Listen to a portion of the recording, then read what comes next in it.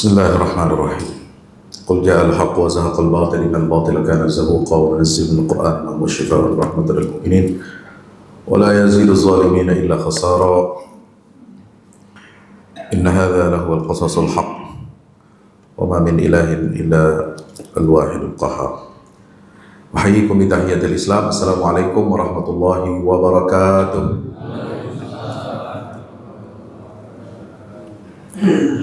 Alhamdulillah wa syukrulillah wa la hawla wa la quwwata illa billah.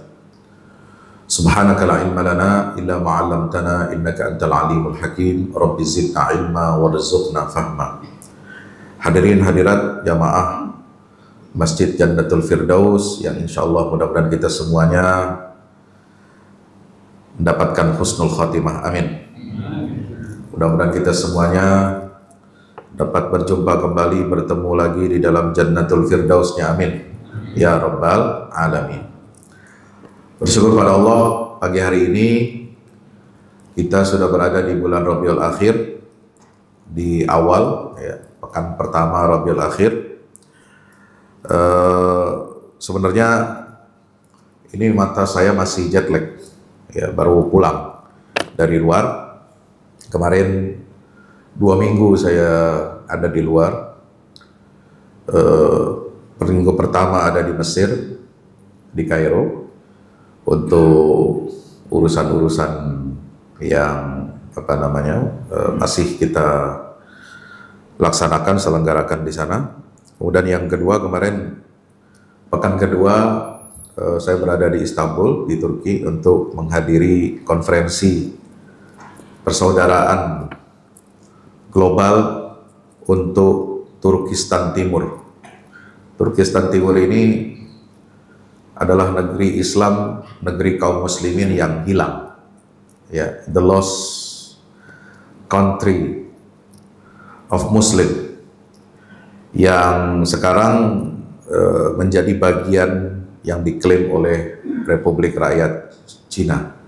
Ya, itu adalah negara bagian yang namanya Xinjiang. Xinjiang itu dihuni oleh mayoritas Muslim yang berbangsa Uighur, bahasanya Uighur, bahasa Turki. Ya, jadi Muslim Uighur ini tidak sama dengan Muslim Cina. Nah, itu beda ya. Kalau Muslim Cina itu bangsanya, sukunya itu suku Han. Mayoritas Muslim di Cina itu Cina daratan. Ya, tapi kalau Uighur ini dia ada di sebelah utara, agak ke barat ya, berbatasan dengan Kirgistan, Kazakhstan. Itu dulu adalah bagian dari wilayah Ottoman yang kemudian setelah Perang Dunia ke-1 itu dicaplok oleh Uni Soviet ya, oleh Kekaisaran Rusia. Tapi kemudian setelah Kekaisaran Rusia ini berubah menjadi negara komunis dengan revolusi Bolshevik, maka kemudian dicaplok menjadi bagian dari negara komunis ya, Uni Soviet. Lalu setelah Uni Soviet mulai mundur ya, dia serahkan wilayah itu ke temannya. Ya, temannya siapa lagi kalau bukan negara komunis rakyat Cina ya. Itu sudah dideklarasikan, jadi dicaplok oleh China sejak tahun 1949. Jadi kondisinya mirip seperti Palestina. Palestina itu Israel berdiri tahun 1948 di atas tanah historis Palestina. Nah, kalau Uighur ini dicaplok oleh Cina dan dideklarasikan menjadi provinsi baru Cina itu tahun 1949. Maka mari kita perbanyak doa, perbanyak mohon ampun kepada Allah Subhanahu wa taala. Betapa banyak masalah-masalah umat Rasulullah ini yang abai dan kita lalai ya. Jadi 2 PR besar kita ini. Jadi besar Xinjiang itu yang menjadi tanah bangsa atau suku Uighur itu luas. Luasnya itu 9 kali negara Syria. Kalau Bapak tahu Syria dekat Jordan ya, dekat Israel itu luas provinsi Xinjiang atau Turkistan Timur. Dulu mereka menamakan Republik Islam Turkistan Timur tahun 1933 dan 1944. Ya, itu luasnya 9 kali negara Syria. Jadi besar itu dan kaya dengan sumber daya alam, ya.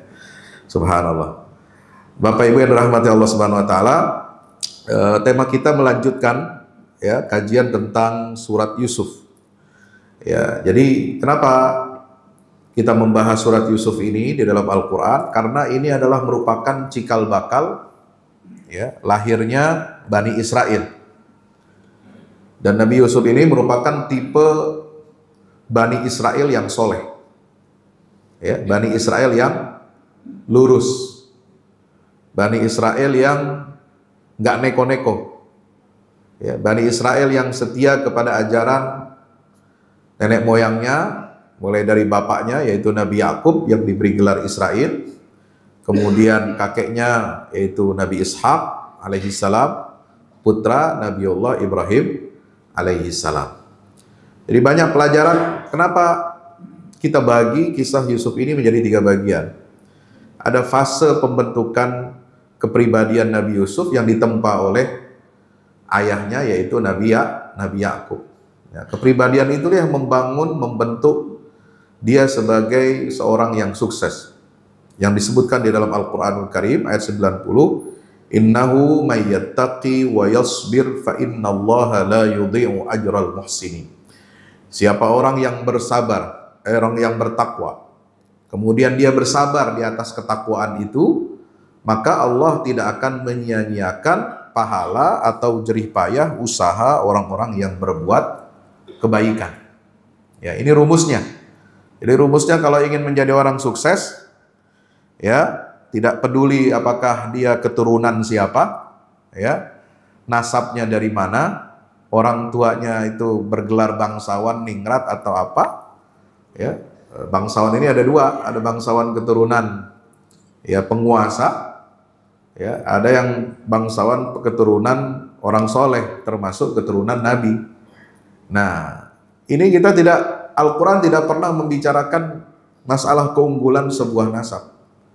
Ya, Al-Quran hanya menggarisbawahi, banyak sekali menggarisbawahi bagaimana seorang itu bisa sukses. Ya, tidak ada hubungannya dengan garis nasab. Ya. Selalu disebutkan oleh Allah dalam Al-Quran seperti itu. Seperti misalnya ayat yang menyatakan inna akramakum indallahi atqakum. Jadi Islam ini sangat fair. Jadi fairnya itu luar biasa. Ya, orang berkompetisi, berlomba-lomba menjadi hamba Allah yang terbaik itu tidak diukur dengan garis keturunannya siapa, tapi diukur dengan apa? Standar ketakwaannya kepada Allah Subhanahu wa taala. Anda mau dari keturunan ya orang hebat, orang kaya, pengusaha, penguasa, ya, atau keturunan ulama besar sekalipun, ya, atau keturunan rakyat biasa, ya, itu yang dinilai oleh Allah Subhanahu wa taala itu bukan orang tuanya, ya. Kita masing-masing ini akan bertanggung jawab di hadapan Allah Subhanahu wa taala dengan apa? Dengan membawa nilai ketakwaan kepada Allah taala. Termasuk di dalam kisah Nabi Yusuf itu.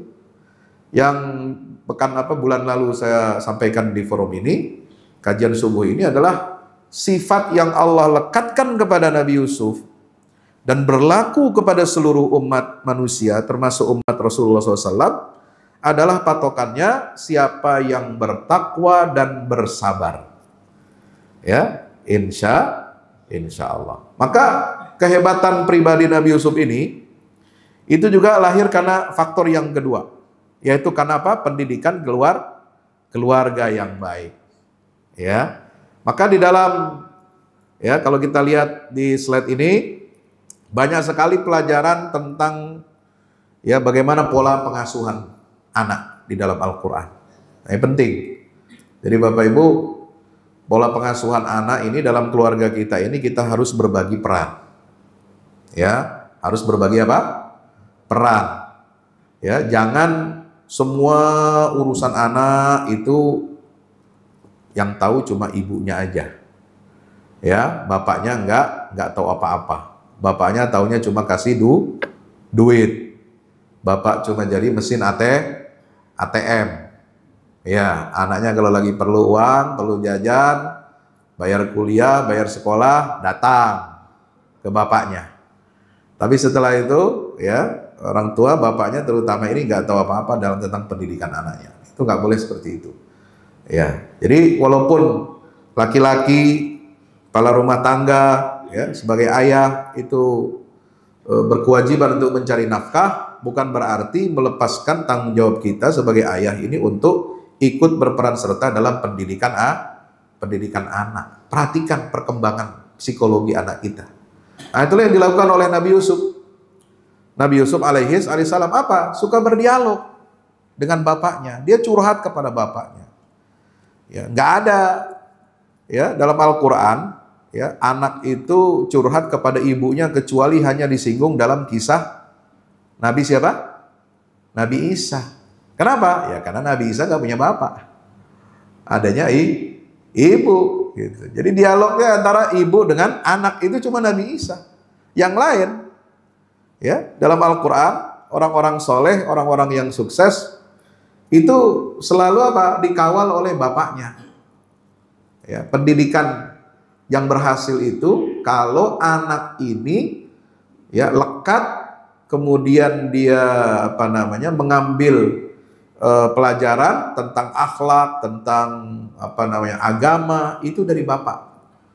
Maka dalam Al-Quran itu banyak sekali dialog antara seorang ayah dengan anaknya. Di antaranya kisah di dalam surat Nabi Yusuf alaihissalam. Bagaimana sejak kecil ya Nabi Yakub itu sangat memperhatikan kondisi anaknya. Ya, berdialog dengan anaknya.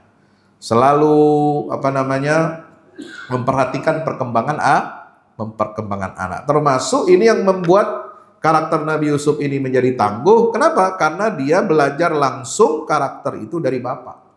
Jadi jangan sampai anak kita itu belajar akhlak, belajar karakter dari orang lain, bahaya. Apalagi anak perempuan. Ya, anak perempuan itu harus dekat dengan bapak. Ya, harus sering berdialog dengan bapak. Harus dia menjadikan ayahnya itu sebagai role model. Ya, jangan sampai anak perempuan kita kehilangan sosok ayah. Ya, insya Allah. Dalam surat Yusuf ayat 5-6 diceritakan itu.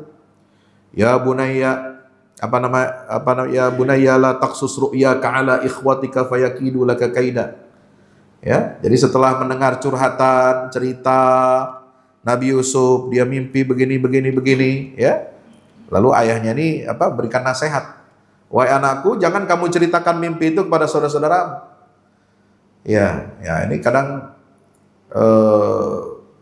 ya orang yang paling dekat dengan kita di dalam rumah tangga kita, dalam keluarga kita, itu justru yang diwanti-wanti ya oleh Allah Ta'ala dengan pesan ini ya, agar kita kalau punya nikmat ya, punya kelebihan ya, itu kita harus jangan banyak mengumbar nikmat, jangan banyak bercerita, terutama ya kepada saudara sendiri.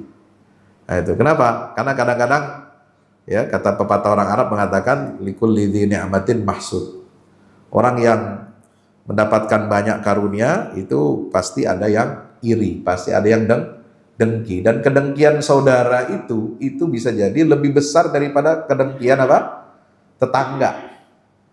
Ya, dengkinya orang lain. Ya, itu maka kita harus hati-hati.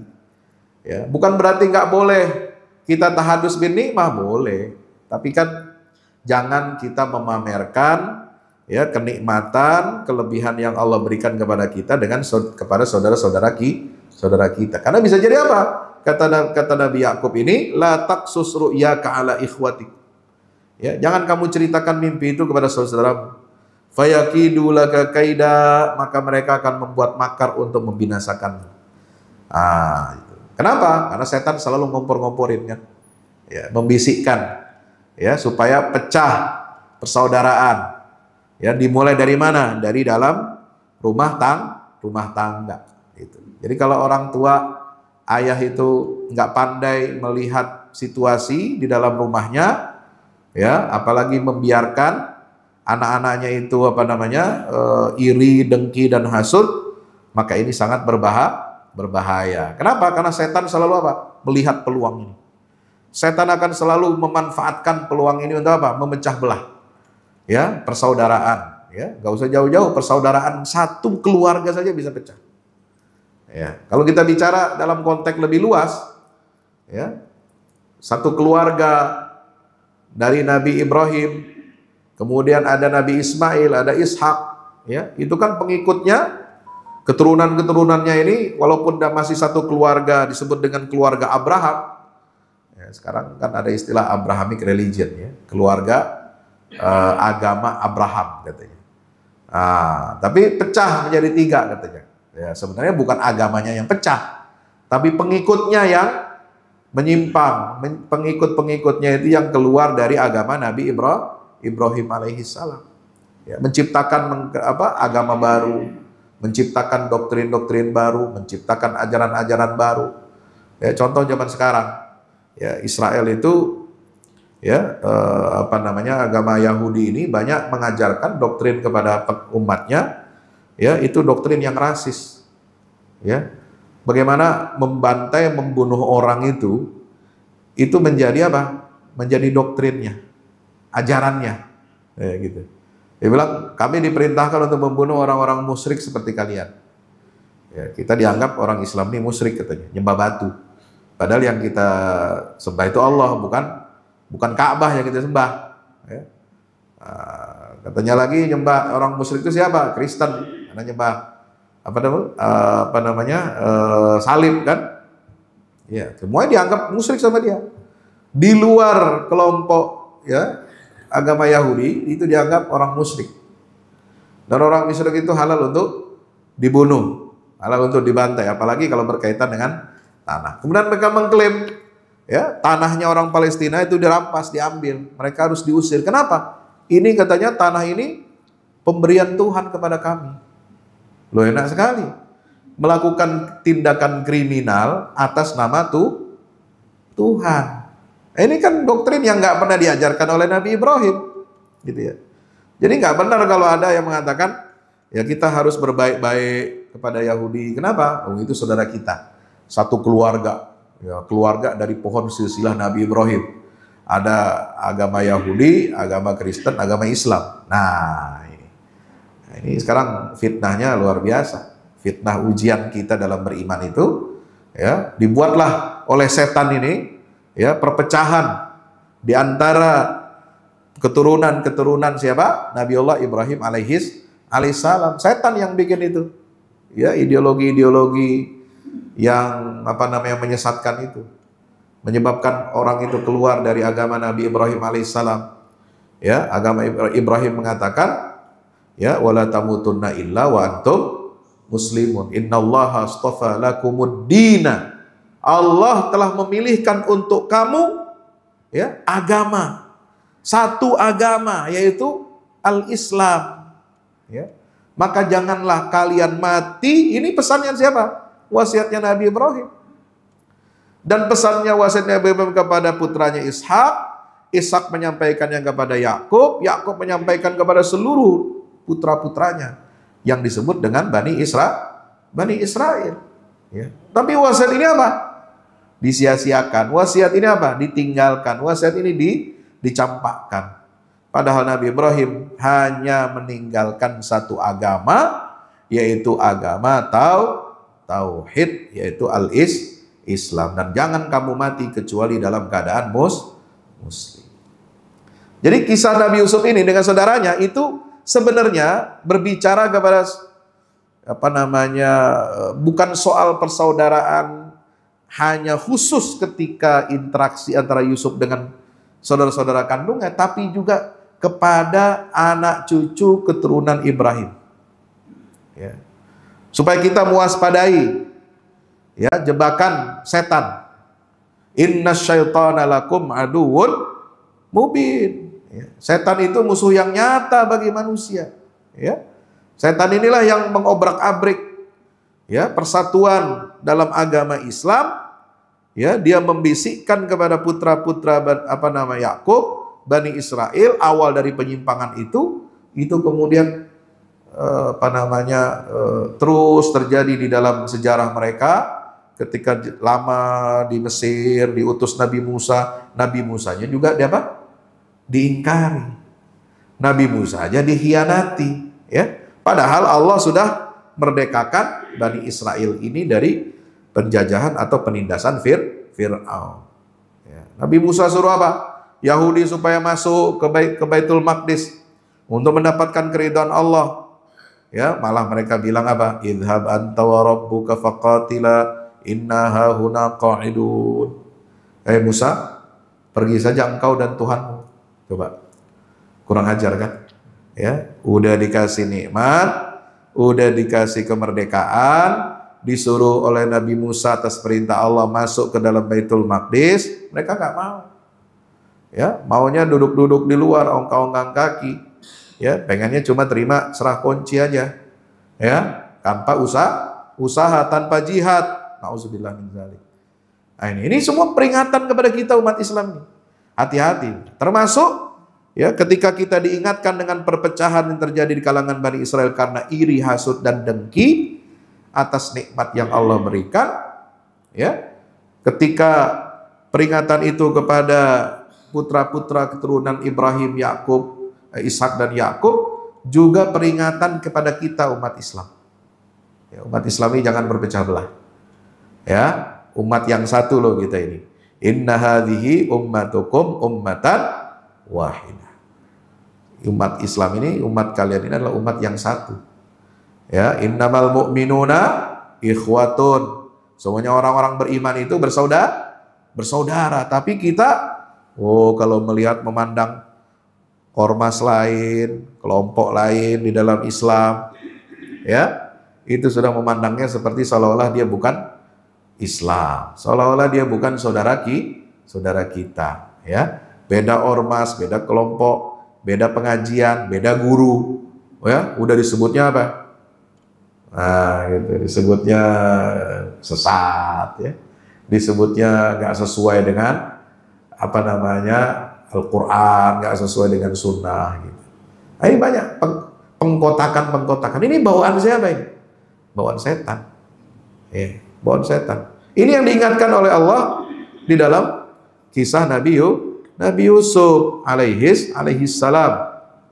Ya, kadzalika yajtabika rabbuka wa yu'allimuka min ta'wilil ahadits wa yutimma ni'matahu 'alaika wa 'ala ali Yaqub kama atammaha 'ala abawayka min qablu Ibrahim wa Ishaq.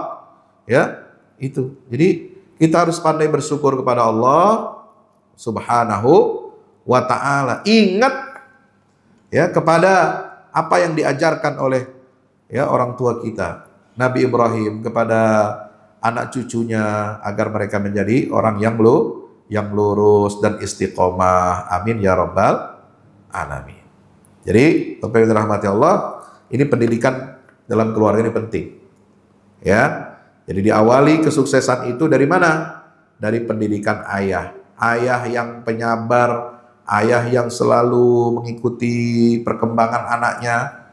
Jangan sampai ayah nggak tahu ya apa yang dikerjakan oleh anak-anaknya, pergaulan anak-anaknya. Ya, jangan sampai ayah itu cuek. Ya, hanya mau tahu hasilnya, hanya pengen tahu apa anak ini sudah sekolah, lalu kemudian kita lepas begitu aja. Enggak. Nah, termasuk ya mohon maaf, ini menjadi catatan ya buat kita muhasabah. Ya, tidak sedikit, saya nggak mengatakan semuanya, nggak sedikit. Ya, orang tua masukin anak pesantren, ya itu hanya untuk lepas tanggung jawab. Ya, nggak mau repot, ya, nggak mau capek. Ya, kemudian apa? Kadang-kadang pesantren jadi pembuangan. Ya, jadi pembuangan. Anak nakal, udah taruh pesantren aja. Ya, dia kagak mau ngurus. Ya, sampai setelah itu ada lagi yang nauzubillah ya. Anak nakal dibiarin apa? Ya, kadang-kadang nggak di pesantren juga, SMA atau di tempat ini. Kemudian apa? Udah lu belajar agama, kemana? Ke Mesir. Ya mohon maaf kata sekarang. Ya saya baru dari Mesir, tahu perkembangannya juga luar biasa. Ya, ada 17.000 mahasiswa atau pelajar di Mesir itu, ya rata-rata belajar di Al-Azhar itu ada juga yang kagak benar, banyak, ya nggak sedikit, ya dari 17.000 itu, ya pergaulannya, ya kemudian apa namanya akhlaknya, masya Allah, ya mengerikan sekarang. Kenapa? Ada aja orang tua itu yang ya punya niat yang mohon maaf ya mungkin nggak baik dari sini untuk menutupi aib ya anaknya yang sudah apa namanya pergaulan bebas, ya dia nggak mau tanggung jawab, udah lu belajar aja sekolah apa kayak caranya, pakai apa namanya ijazah palsu kayak, ya kan, ya, masuk ke Al-Azhar gitu kan, lu ikut apa bimbingan apa nanti belajar berapa aja berapa puluh juta ntar gua biayain gitu.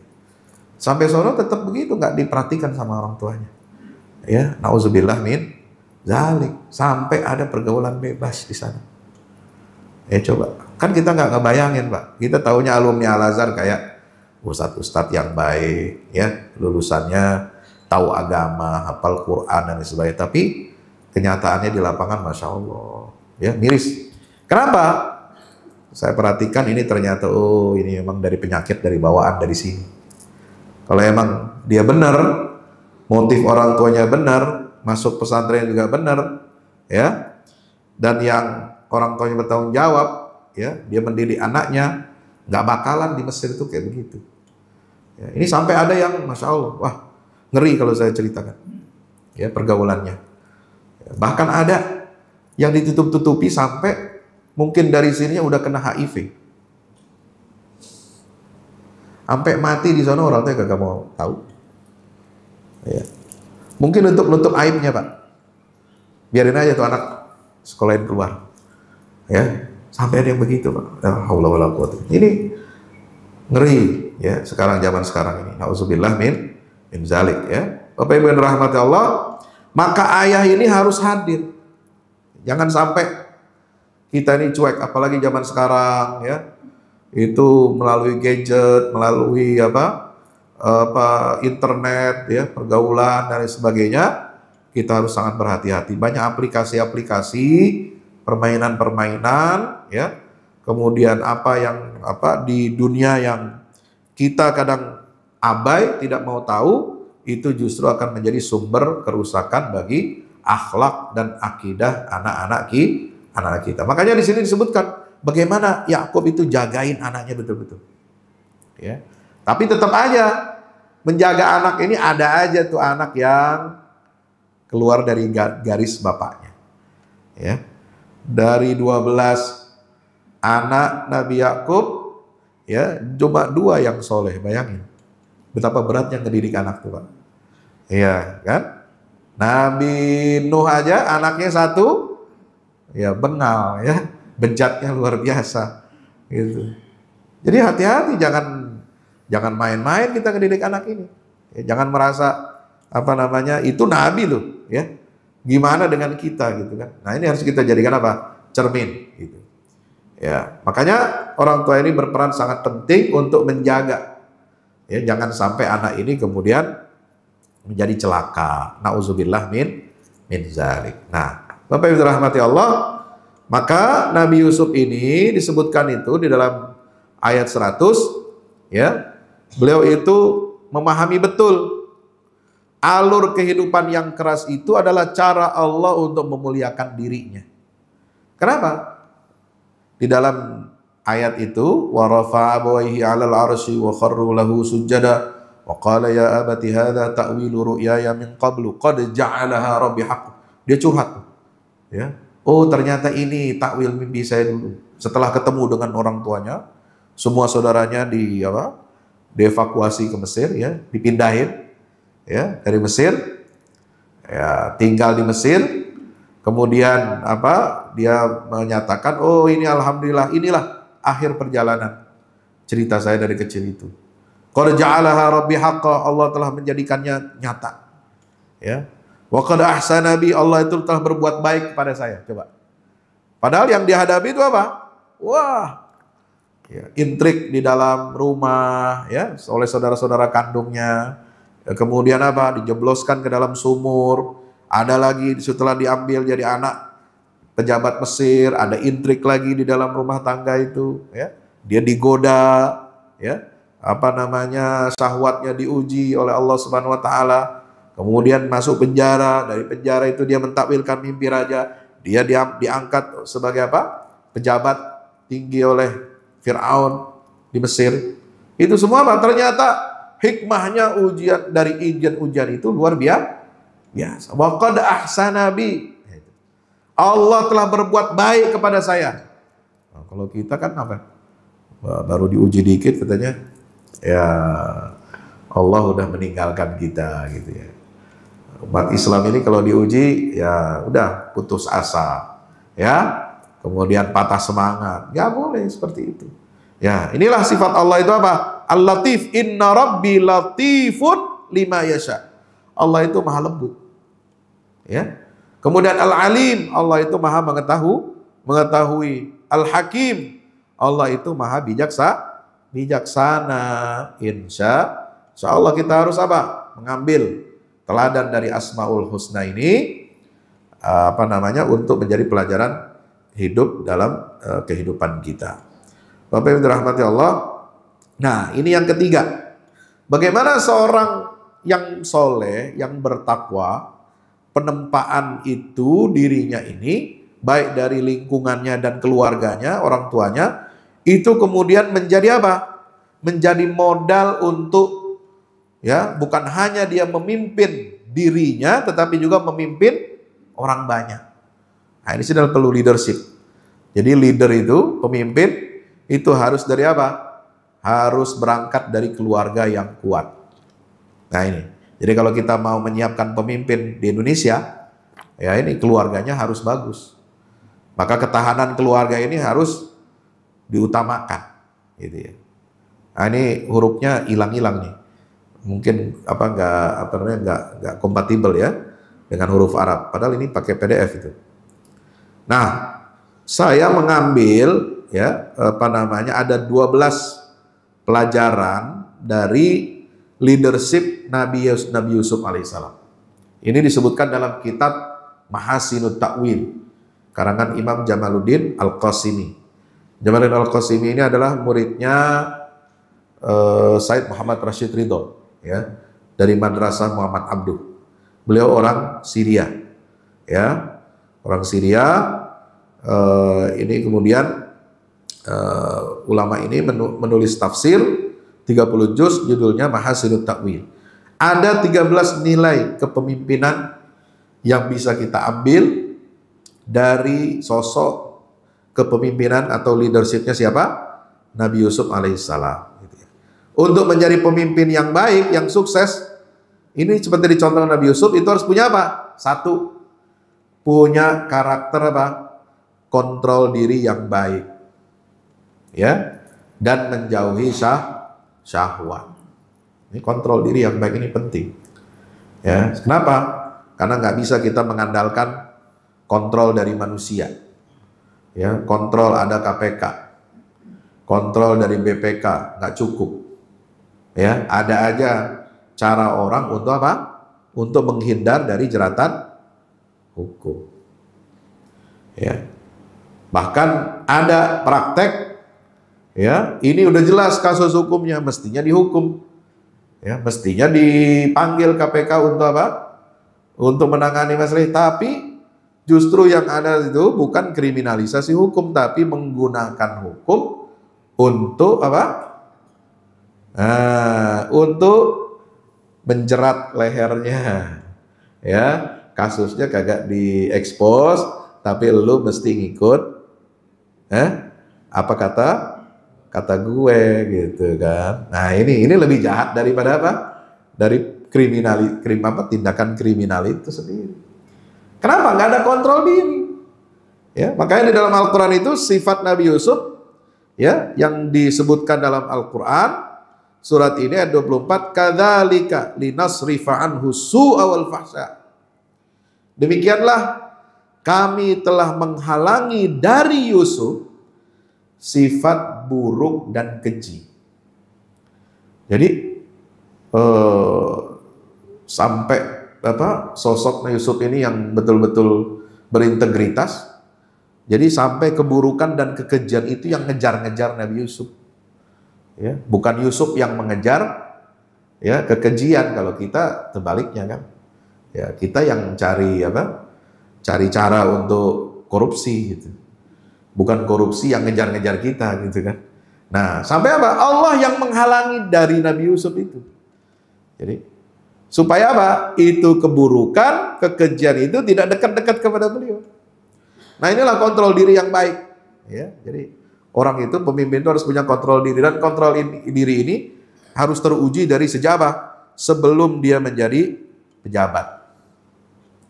Ya, sejak dia dalam keluarga itu sudah dididik, sudah sudah ditanamkan dengan baik ya oleh orang tuanya. Insya Allah. Maka kalau mau membersihkan korupsi, yaitu harus dimulai dari pendidikan dalam keluarga, ya. Kemudian pendidikan akhlak, muraqabah. Dia senantiasa merasa diawasi oleh Allah Subhanahu wa Ta'ala. Yang kedua, pemimpin itu kalau kita bercermin dari kisah Nabi Yusuf, itu bersikap lembut di saat dia memiliki kekuasaan. Ketika dia marah, juga dapat mengendalikan emosinya, ya. Nah, ini kadang kita nggak bisa seperti itu, ya, nggak gampang. Ketika orang berada di posisi atas, di posisi yang superior, ya, bawahannya melakukan atau orang yang di bawahnya itu pernah melakukan kejahatan, pernah menyakiti dirinya, lalu kemudian dia bisa memaafkan. Nah, ini seperti apa? Dalam surat Yusuf ayat 77 Allah berfirman, qalu in yasriq faqad saraka akhul lahu min qabl. Ya. Ke saudara-saudara Nabi Yusuf itu apa? Mereka membela diri. Ini kan waktu setelah ada kisah ya Binyamin ya. Bukan Benyamin si setan ini. Cuma ngambil namanya doang dia. Ya, Binyamin itu kan dimasukkan ya alat timbangan kerajaan ya supaya tujuannya supaya dia balik lagi, bawa balik ya, supaya dicegat dia jangan sampai nggak boleh pulang. Kenapa? Ya disangkanya dia ngambil timbangan itu ya. Maka saudaranya bilang apa? Iya Srik, seandainya anak ini Binyamin ini mencuri, ya, faqad saraka akhul lahu min qabl. Ya. Maka sungguh ada saudaranya yang dahulu itu juga telah mencuri. Qad saraka akhul lahu min qabl. Fa asarraha Yusuf fi nafsihi wa lam yubdiha lahu. Nah, Nabi Yusuf hanya tersenyum. Ya, dia tidak tidak menampakkan kemarahannya. Jadi cerita tentang tentang masa lalu, ya, tentang masa lalu saudara-saudaranya itu. Nabi Yusuf tahu, ya, bagaimana kerusakan akhlaknya mereka, tapi dia bisa mengendalikan emosi. Nabi Yusuf ini bersikap lembut kepada saudara-saudaranya, meskipun dia memiliki kekuasaan. Yang ketiga, bersikap lembut dan tegas secara proporsional. Ya, ini ditunjukkan di dalam ayat 59 sampai 60. Walamma jahazahum bijahazihim qala tuni bi akhil lakum min abikum. Ya, ketika Nabi Yusuf, ya, menteri besar Yusuf ini telah mempersiapkan atau sudah memberikan segala kebutuhan mereka, ya, maka dia berkata kepada rombongan dari Kan'an itu, dari Palestina, ituni bi akhil lakum, ya, datangkan kepada saya, ini pesannya, ya, bawa saudara kalian yang waktu itu itu ditinggal, ya, ditinggal sama bapaknya Nabi Yakub. Dia nggak ikut kan, yang pertama kan nggak ikut itu, ya kan? Nah, jadi Yusuf itu pengen ketemu saudara kandungnya, ya, dari satu ibu. satu bapak, satu ibu, yaitu Bunyamin, ya. Itu nabi akhillakum min abikum, ya, bawa saudara kamu, saudara kandungmu yang kalian tinggalkan bersama orang tua, ya. Ala tarawna anni ufil kaila wa ana khairul munzilin? Tidakkah kamu melihat bahwasanya saya, ya, memberikan apa namanya takaran yang sempurna, dan saya memberikan kalian kehormatan, ya, menempatkan kalian secara terhormat, memberikan segala kebutuhan kalian. Fa illam ta'tuni bihi. Nah, jadi beliau ini juga tegas, ya, ada kekuasaan, ya, dia bisa apa? Menekan, tapi tujuannya baik. Jika kamu tidak menghadirkannya, artinya saudara yang kecil itu, paling kecil, si Bunyamin itu, fala kaila lakum indi wala taqrabu, maka kamu tidak akan mendapatkan jatah lagi nanti kalau mau datang lagi, dan kamu tidak bisa mendekat kepada saya. Nah, itu. Jadi ada pada saat sikap lembut, ya, ketika dia marah bisa mengendalikan emosi, tapi juga ada pada saat yaitu tegas sikapnya. Itu tergantung situasi dan kondisi. Nah, ini pemimpin itu harus lembut, juga harus tegas. Lembut pada waktunya, tegas juga pada waktunya. Jangan pemimpin lembut terus, ya, akhirnya dikadalin sama bawahannya, ya. Terlalu baik pemimpin nggak boleh, ya, itu terlalu lugu, ya. Atau kasar, ya, tegas terus, nggak ada lembutnya, nah, itu nggak boleh. Jadi pemimpin itu ada kalanya lembut, ada kalanya juga tegas. Yang keempat, pemimpin itu harus apa? Punya kepercayaan diri yang kuat. Ya, jadi harus pede. Tapi percaya dirinya ini memang dia sudah mengukur bahwa dia mampu untuk mengemban amanah itu. Apa kata Nabi Yusuf di ayat 55? Direkam dalam Al-Quran, ij'alni, ya, wahai Tuan Raja, jadikan saya ala khazainil ardi, ya, sebagai penanggung jawab logistik, ya, simpanan negeri Mesir, ya, logistik pertanian, ya, hasil perkebunan, sumber daya alam, apa sajalah, ya, termasuk simpanan gitu, ya. Jadikan saya orang yang bertanggung jawab untuk menjaga aset-aset negeri. Inni hafizun alim. Kenapa? Karena sesungguhnya saya ini hafizun. Ya, ada kalanya perlu kita untuk apa? Menunjukkan diri kita itu punya kemampuan, capable. Ya, tapi sesuai dengan apa yang ada pada diri kita, bukan ngarang-ngarang. Ya, nggak mampu tapi bilang mampu. Ya, orang nggak punya keahlian tapi bilang punya keahlian. Nah, itu nggak boleh. Tapi sesuai dengan apa yang ada pada dirinya. Sementara khawatir kalau orang lain yang pegang ini, ya, amanah ini, justru nanti akan hancur, akan rusak. Maka pemimpin itu harus punya apa? Kepercayaan diri. Ij'alni ala khazainil ard, inni hafizun alim. Jadi Nabi Yusuf itu menjadi seorang negarawan, menjadi pemimpin. Kenapa? Karena dia punya dua sifat, yaitu pertama hafiz, menjaga, ya, artinya apa? Menjaga supaya negara ini tidak rusak, negara ini tidak diambilin, ya, kekayaan alamnya dicuri dan sebagainya. Alim dan punya ilmu, ya, manajemen. Jadi ilmu tentang pengelolaan sumber daya alam itu harus dimiliki, serta punya komitmen kuat untuk menjaga.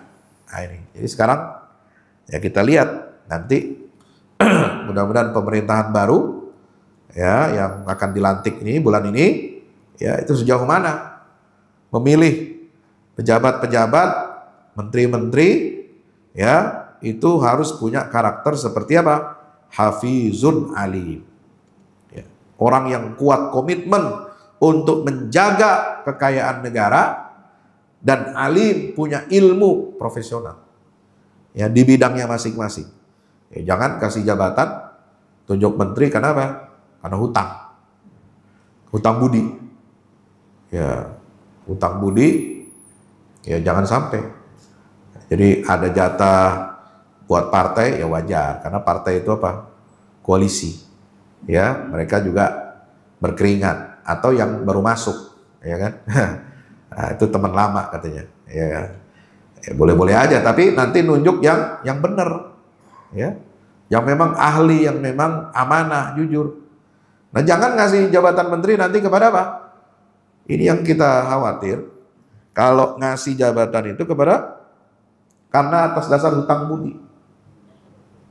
Ada perwakilan pengusaha, ya, pemodal, ya, dia taruh di situ beberapa orang, ya, untuk apa? Untuk maling, ya, menggarong harta kekayaan negara. Ini bahaya. Itu nggak boleh seperti itu, ya. Nauzubillah min zalik. Kemudian yang kelima, memiliki kekuatan daya ingat. Ya. Jadi pemimpin itu harus punya daya ingat yang baik. Untuk apa? Mengendalikan kebijakan dan menilai kinerja aparaturnya. Oh, dari mana ini ayatnya? Oh, Al-Quran ini kaya, Pak. Ilmu manajemen leadership ini dalam Al-Quran itu hebat. Ya. Wajah ikhwatu Yusufa fadakhalu alaihi fa'arafahum wa hum lahu munkirun. Datanglah saudara-saudara Yusuf. Mereka masuk, ya, menjadi tamu pejabat yang bernama Yusuf ini. Fa'arafahum. Ya, Yusuf itu kenal siapa mereka, wajah mereka. Kenal satu persatu, ini saudara saya namanya ini. Tahu perbuatan mereka di masa lalu. Tapi saudara-saudaranya itu wahum lahu munkirun, mereka nggak kenali siapa Yusuf itu yang ada di depannya. Ya. Jadi Yusuf itu walaupun dia sudah berpisah, ya, dengan keluarganya, dengan saudara-saudaranya, dalam riwayat itu dia terpisah dari bapaknya, dari keluarganya itu 40 tahun, ya, di Mesir. 40 tahun berikutnya baru dia ketemu, baru dia berjumpa lagi. Ya, 40 tahun itu kakak-kakaknya, saudaranya udah nggak kenal lagi bagaimana Yusuf, karena dia masih kecil waktu itu. Nggak tahu perkembangannya seperti apa. Tapi Yusuf masih ingat, ya, perawakan, wajah, ya, saudara-saudaranya semua itu 10 orang itu yang menjebloskan dia ke dalam sumur, ya. Jadi punya daya ingat. Fa'arafahum. Ya, untuk apa? Untuk bisa mengendalikan kebijakan. Nah, itu. Jadi jangan sampai pemimpin ini daya ingatnya pendek. Ya. Jangan sampai dia lupa kepada sejarah. Ya, kalaupun dia nggak bisa ingat semuanya, minimal dia mesti tanya. Ya, kepada ahli, kepada yang mengerti sejarah, kepada lembaga-lembaga, badan-badan yang mengurusi. Ini catatan orang ini seperti apa?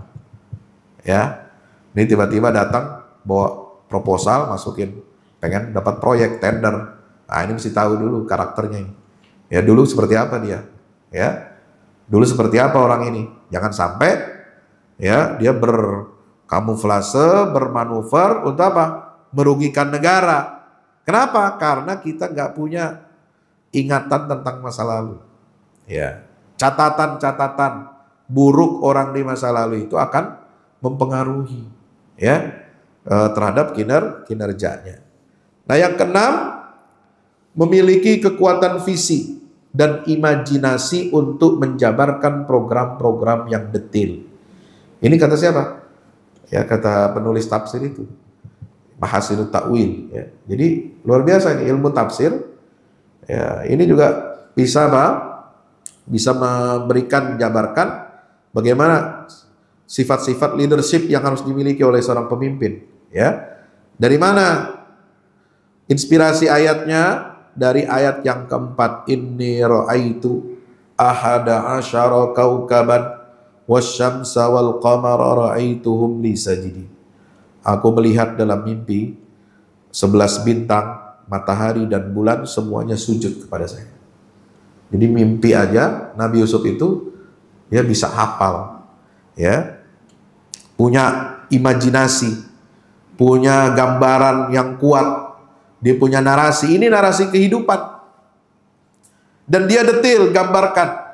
Ada 11 bintang, dia hitung satu-satu. Ya, mataharinya, ada bulannya, begini-begininya. Subhanallah. Jadi pemimpin itu harus apa? Melihat secara detil.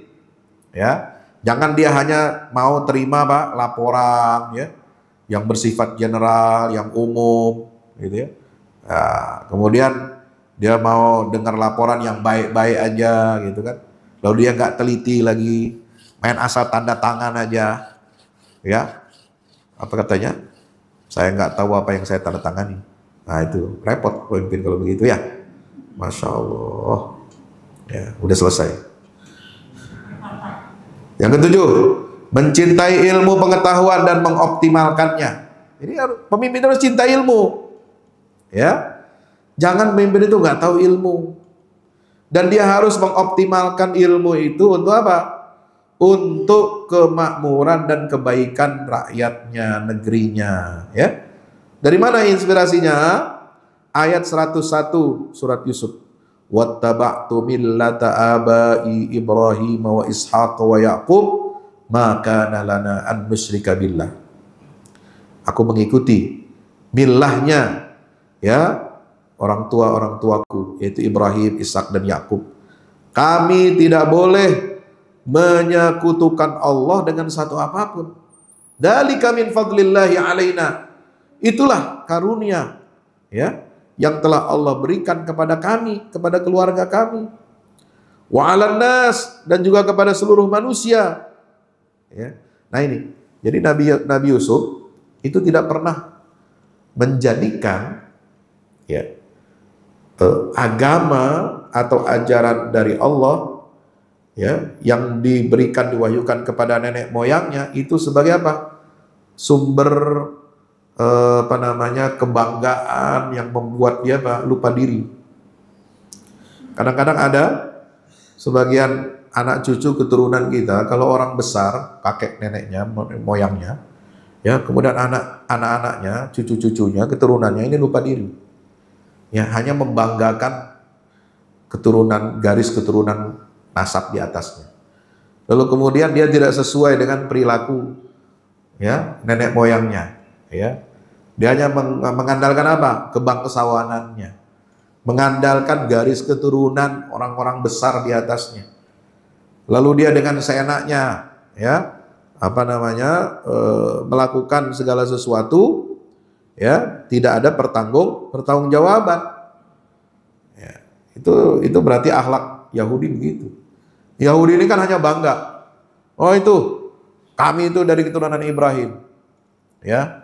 Dari keturunan Ishak, dari keturunan Yakub, ya Allah itu mengangkat kami, ya menjadi bangsa pilihan, ya bangsa pilihan. Allah nggak bakal, ya menyiksa kami, ya. Lan tamassanan naru illa ayyaman ma'dudah. Jadi semua dosa, semua tindakan kriminal buat orang Yahudi itu katanya nggak ada hisapnya, ya nggak ada hisapnya. Mau ngebantai orang, mau ngebunuh, mau merampas harta orang, ya, mau mengusir orang, itu nggak ada, dia rasa takut itu. Makanya Yahudi itu, Zionis ini, Israel, ya, merasa di atas hukum. Kenapa? Hukum satu-satunya bagi dia adalah hukum Taurat. Taurat mengatakan kami orang pilihan, ya, diciptakan oleh Allah. Ya, dengan sebuah privilege, dengan sebuah keunggulan yang tidak diberikan kepada ras manusia lainnya. Ya, tanah itu sudah diberikan kepada kami berhak mengambilnya, mengusir paksa orang yang ada di situ. Kalau nggak mau diusir, dibunuh. Dan mereka senang, bangga, punya doktrin setan semacam itu. Ya, itu doktrin iblis yang begitu. Ya, kenapa? Dia membanggakan orang tuanya, membanggakan leluhurnya. Tapi dia mengarang-arang cerita-cerita, doktrin-doktrin yang bertentangan dengan apa yang diyakini akidah Nabi Ibrahim, Ishak dan Yakub alaihissalam. Dan Nabi Yusuf ini mengatakan apa? Itu karunia yang Allah berikan kepada kami dan kepada seluruh manusia. Artinya Islam itu, agama Ibrahim itu, agama yang terbuka untuk seluruh umat manusia, bukan eksklusif. Nah, Yahudi ini kan maunya eksklusif. Ya, dia maunya selamat sendiri. Dia maunya wahyu itu hanya untuk diri mereka, ya. Dan tidak untuk orang lain gitu. Nah, ini jadi penyimpangan kalau ditanya, "Oh, Pak Ustadz, itu kan Yahudi bertauhid juga." Tauhid dari mana? Ya, kan Tuhannya satu. Iya, mereka mengakuinya Tuhannya satu. Tapi penggambaran terhadap Allah Tuhan yang satu itu penggambaran yang sesat, yang keliru. Kenapa? Sesatnya Yahudi. Kalau Kristen kan kita gampang menilainya ya. Ya, dia menyimpang itu karena berkeyakinan Tuhan itu begini-begini, ada begini, ada begini, ada 3 dalam 1, 1 dalam 3 dan sebagainya, gitu kan. Nah, tapi kalau Yahudi, kalau saya tanya kepada orang Islam, ya, penyimpangan Yahudi di mana?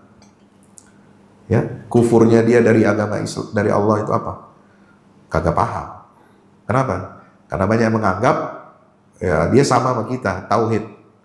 Dia tidak menyembah benda, tidak menyembah materi, tidak menyembah salib, tidak menyembah apa. Ya, Tuhan itu tidak bisa ini. Tapi ada satu hal yang luput dari kita. Konsep Allah yang ada dalam Yahudi itu konsep Tuhan yang rasis. Satu, konsep Tuhan yang nasionalistik, hanya untuk suku mereka saja. Rasis mengajarkan apa? Di luar mereka yang menyembah Allah itu dianggapnya apa?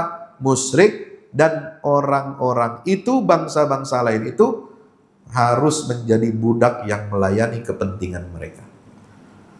Ya, jadi bahayanya Yahudi ini, Zionis ini, ya, bukan cuma buat bangsa Palestina, Pak.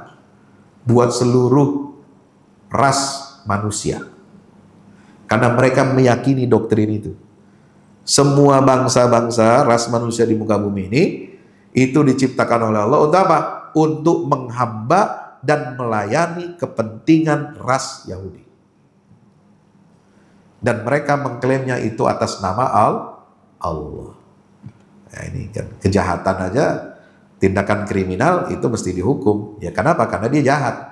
Tapi kejahatan yang paling jahat kalau mengatasnamakan kriminal itu atas nama Allah. Nauzubillah min dzalik.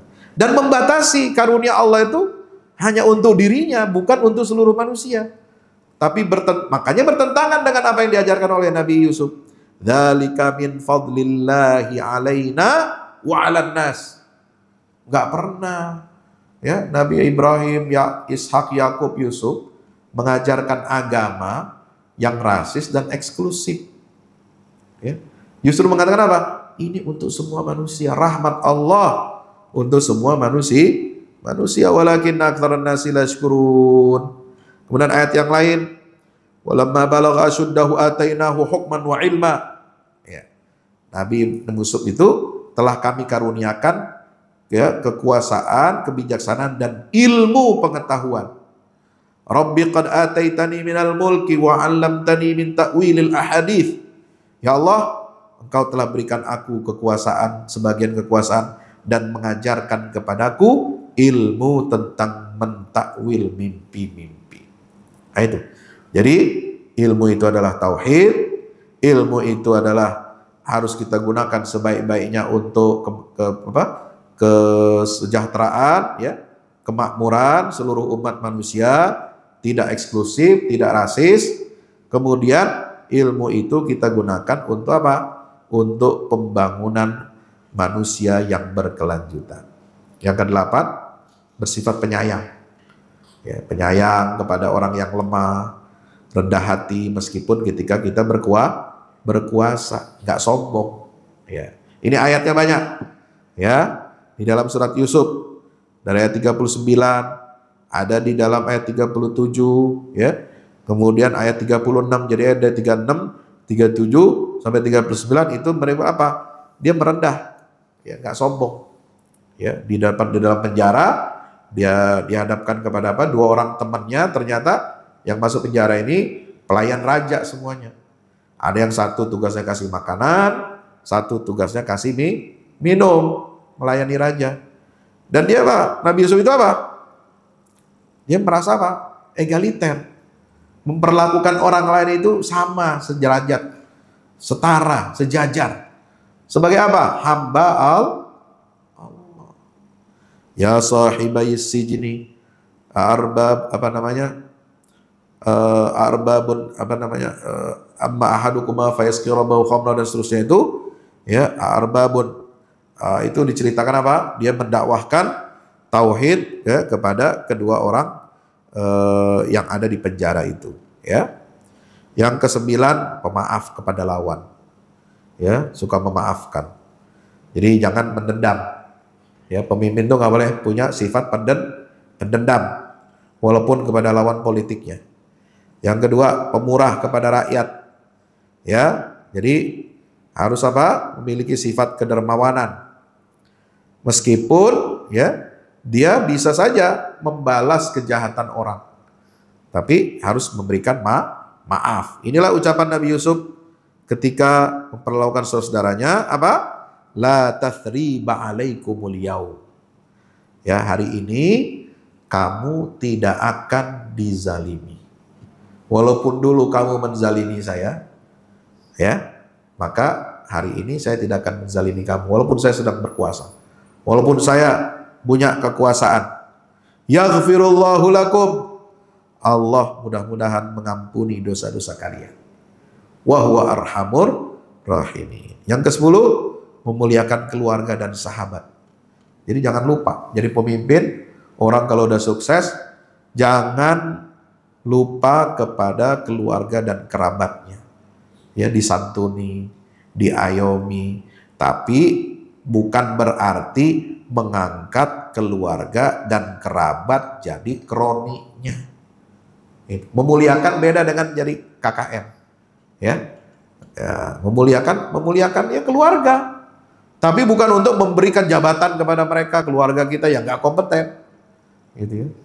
Jangan kita bagi-bagi ya kekayaan negara ini kepada keluarga, kepada kerabat kita, ya, di mana mereka nggak berhak mendapatkan itu. Ya, bukan kapasitasnya, bukan bidangnya mereka untuk mendapatkan itu semua. Nah, ini jangan disalahartikan ya. Jadi memuliakan keluarga dan kerabat, ya, itu artinya apa? Orang nggak lupa diri. Setelah jadi orang hebat, setelah jadi penguasa, dia tetap rendah hati kepada sanak kerabat dan familinya. Insya Allah. Yang ke-11 apa? Memiliki kemampuan komunikasi. Ya, yang handal dan memikat hati. Falamma kallamahu qala innakal yawma ladaina makinun amin. Jadi ketika Nabi Yusuf itu ngomong ke raja, menjelaskan bagaimana perencanaan begini-begini, dia punya komunikasi yang bagus ya, maka raja itu terpikat, terpesona. Ya, pertama dengan akhlaknya, kerendah hatiannya, kesabarannya. Ini raja tahu ini, punya catatan.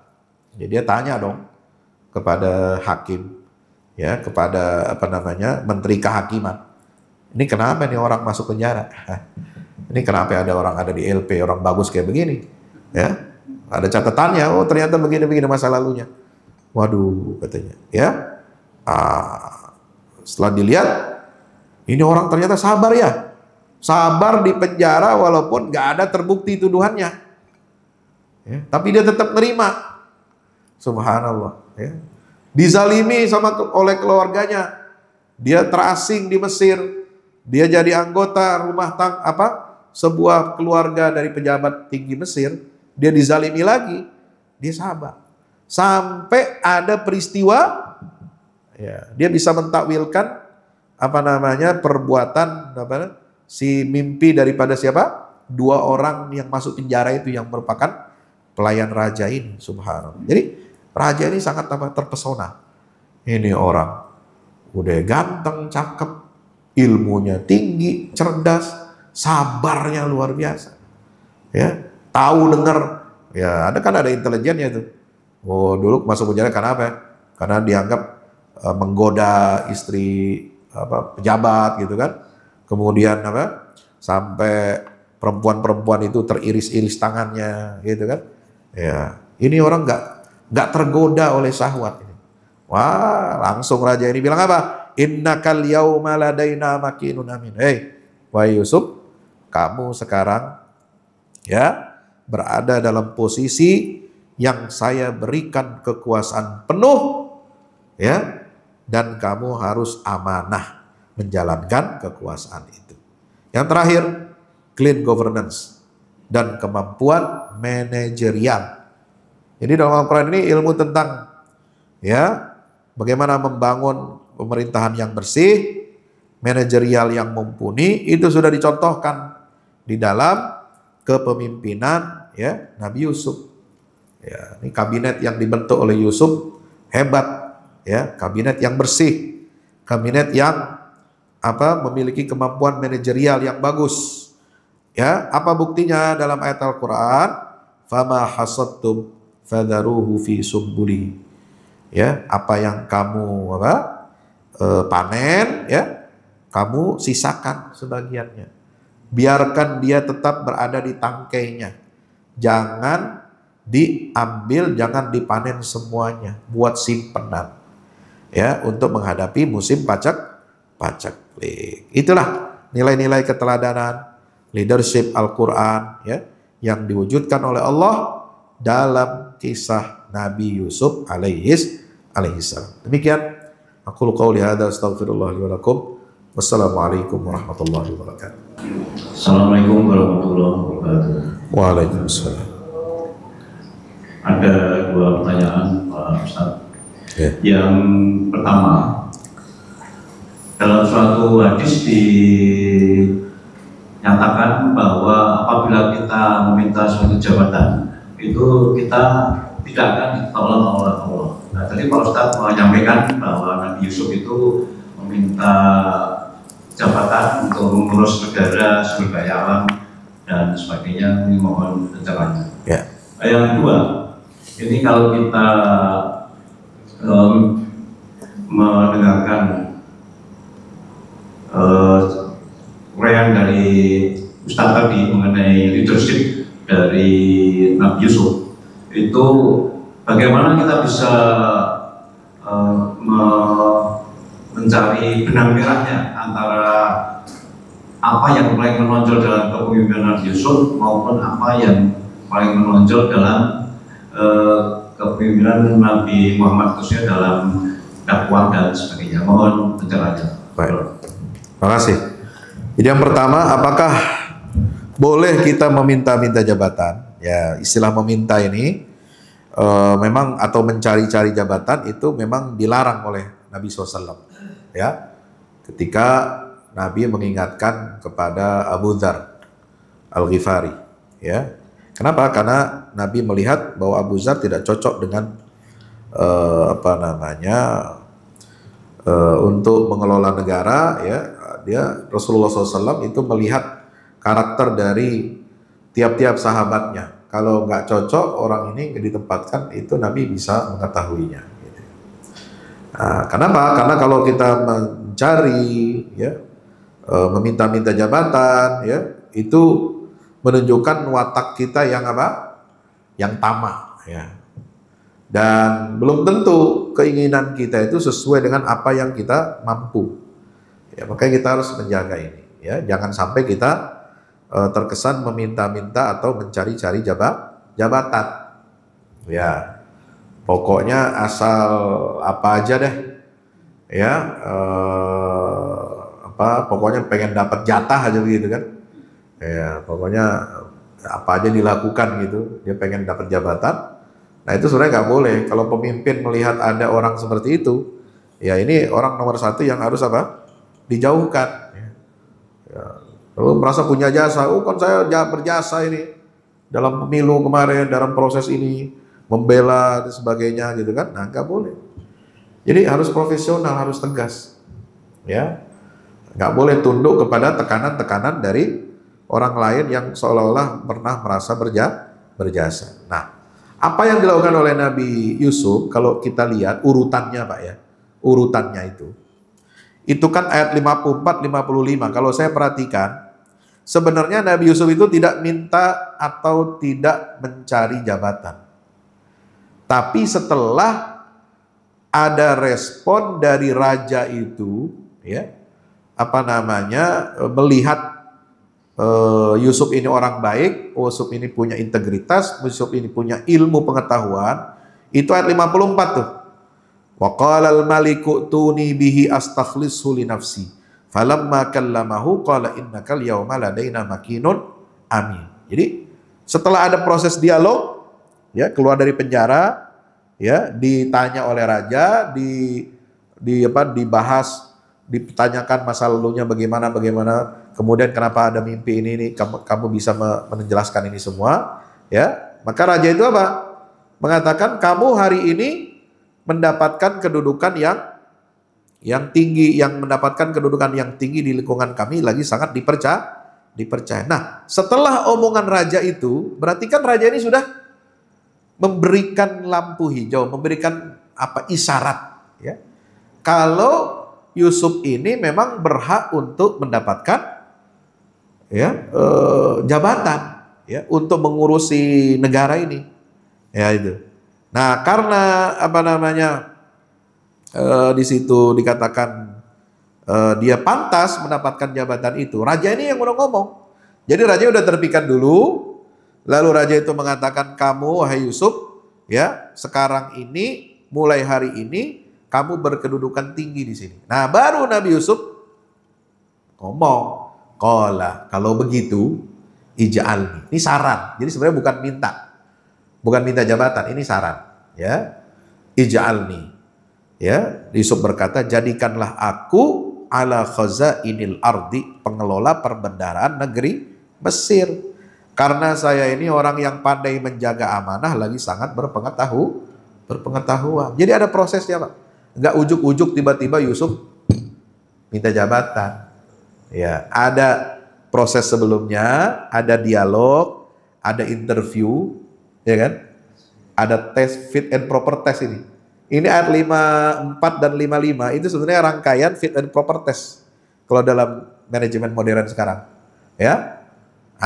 Baru dia mengatakan setelah raja itu sudah memberikan respon, ya, dipercaya, kamu berkedudukan tinggi. Nah, itu kan sebenarnya sudah isyarat. Kamu berhak mendapatkan jabatan. Kenapa? Kamu begini-begini. Nah, Nabi Yusuf, ya, sebagai orang yang amanah, bertanggung jawab, dia pengen apa? Penghormatan, kepercayaan raja itu, ya, dia ingin sesuaikan dengan kemampuannya. Paham ya?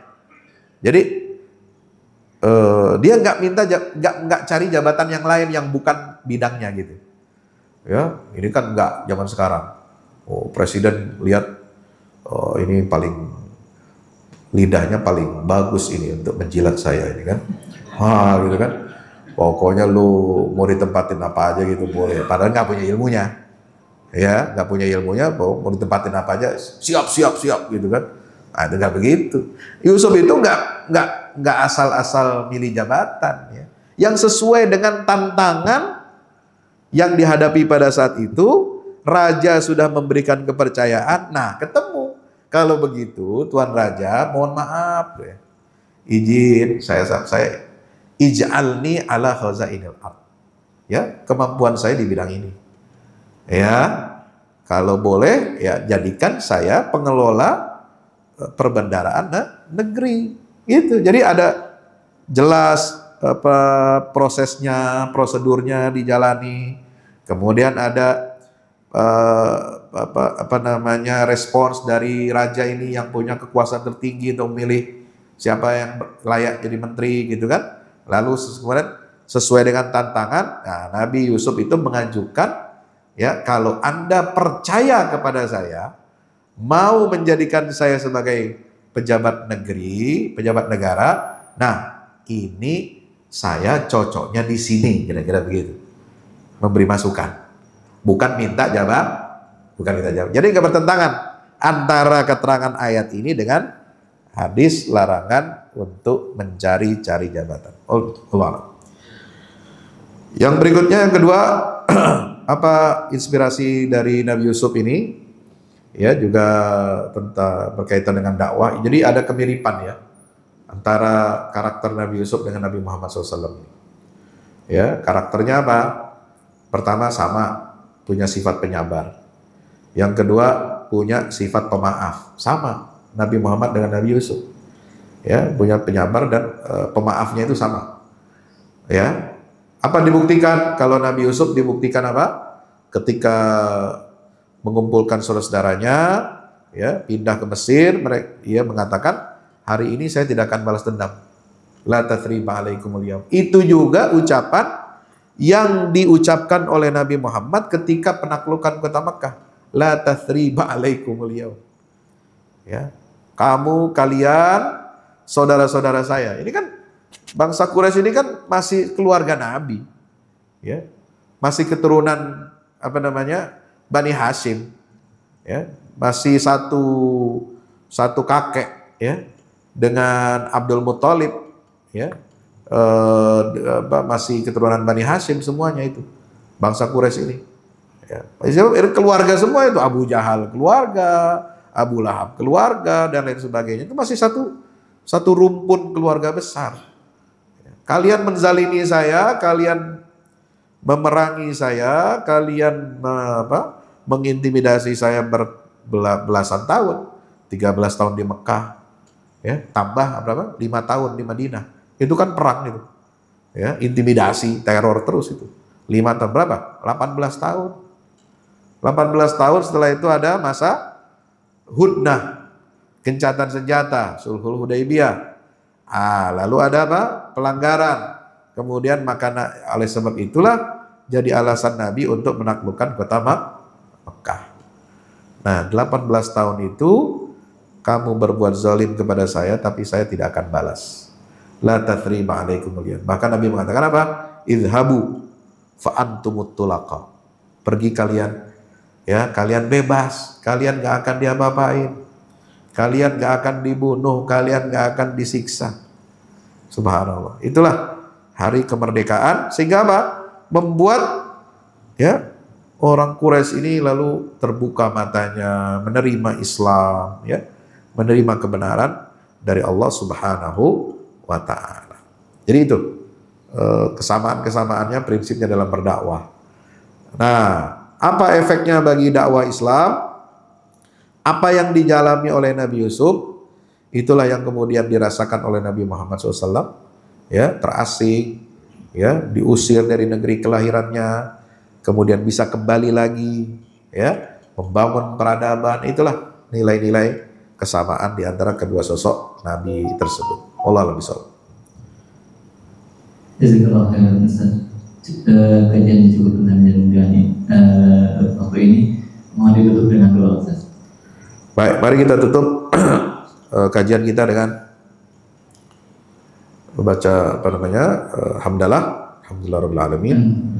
Segala puja dan puji milik Allah Subhanahu wa taala. Mudah-mudahan kita mendapatkan ilmu yang bermanfaat, ya, mendapatkan wawasan untuk meningkatkan iman kita, meningkatkan ketakwaan kepada Allah Subhanahu wa taala, dan mudah-mudahan mendorong kita untuk beramal soleh lebih baik lagi. Mari kita berdoa. Bismillahirrahmanirrahim. Alhamdulillahirabbil alamin. Allahumma shalli wa sallim wa barik ala Muhammad wa ala alihi washabihi ajma'in.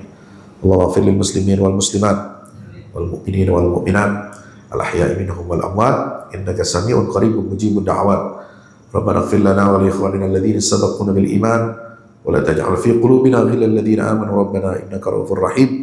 Rabbana atina fid dunya hasanah wa fil akhirati hasanah wa qina adzaban nar. Wa sallallahu ala nabiyyina Muhammad wa ala alihi wasallam. Walhamdulillahi rabbil alamin.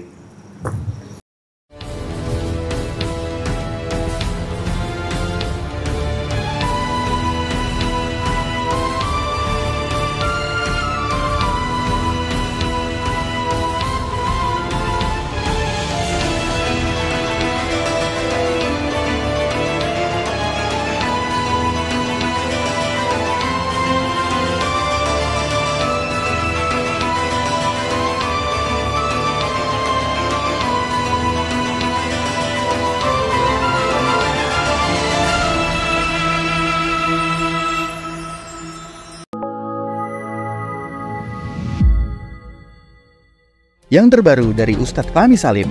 Buku Runtuhkan Zionis Rebut Baitul Maqdis, buku yang siap membuka cakrawala pikiran dan batin sahabat, sudah bisa dipesan sekarang juga. Hasil yang dicapai para mujahidin dalam pertempuran Badai Al-Aqsa 7 Oktober 2023 memiliki arti penting ataupun nilai strategis, bukan hanya dalam pembuktian bahwa kekuatan Israel bisa dikalahkan bahkan oleh pihak yang memiliki persenjataan jauh di bawahnya, melainkan juga dalam menyadarkan dunia Islam, terutama para pemimpinnya yang memilih menjadi penonton ketimbang membantu sesama saudaranya.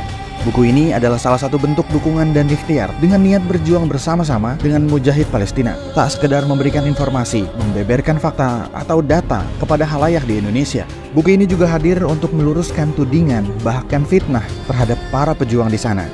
Betapapun kita berada jauh dari Al-Quds, melalui buku ini kita akan dapatkan bagaimana kita bisa memperoleh pahala yang sebanding dengan para pejuang di garda terdepan di negeri perlawanan Palestina. Dapatkan buku Runtuhkan Zionis Rebut Baitul Maqdis segera.